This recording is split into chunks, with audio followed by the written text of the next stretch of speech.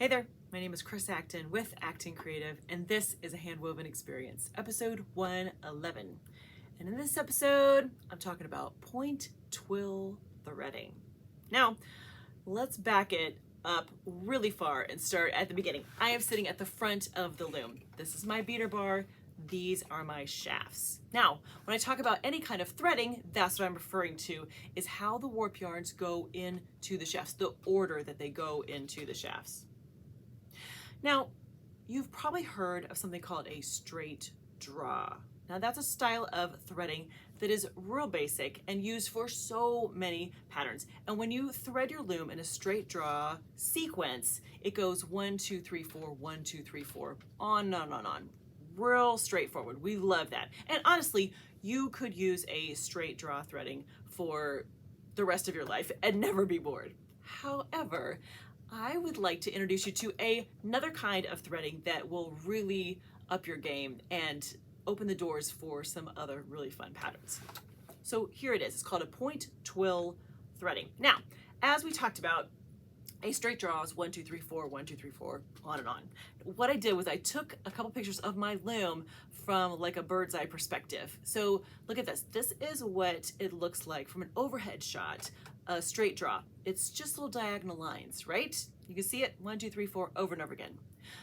So let's talk about a point twill threading. Here is the difference, my friend.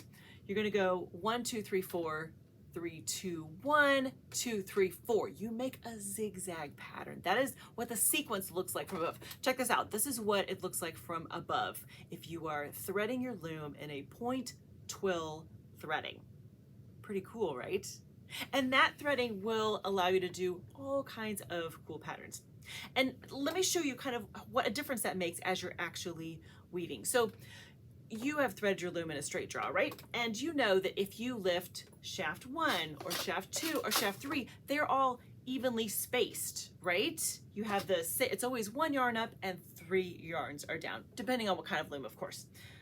But with a point twill threading, it's not the case. It's not always the same. For instance, I am lifting just shaft number 1 here, and I have 1 yarn up, and the next 5 warp yarns are down, and then 1 is up. So I have these big gaps, which are gonna give me lovely floats.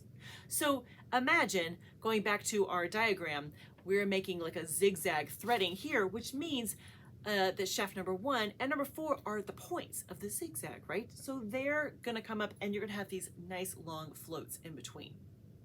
On the other side, shafts 2 and 3 then have 2 that are pretty close together, and then they have fewer in between. So they have kind of these pairs as you look at how they're lifted in your fabric. So what's really fun is that if you take a treadling that you would use for a straight draw, like a regular pattern, and compare that to if you thread your loom differently and then use the same treadling, you're gonna get completely different results. It's really, really fun. And it really doesn't take much to tweak the threading in your loom to get some really incredible results. So that, my friend, is the world of point twill threading. I promise you can do it. It is not that big of a change.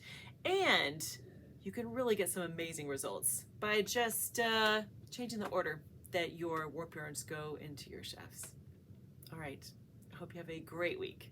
Happy weaving.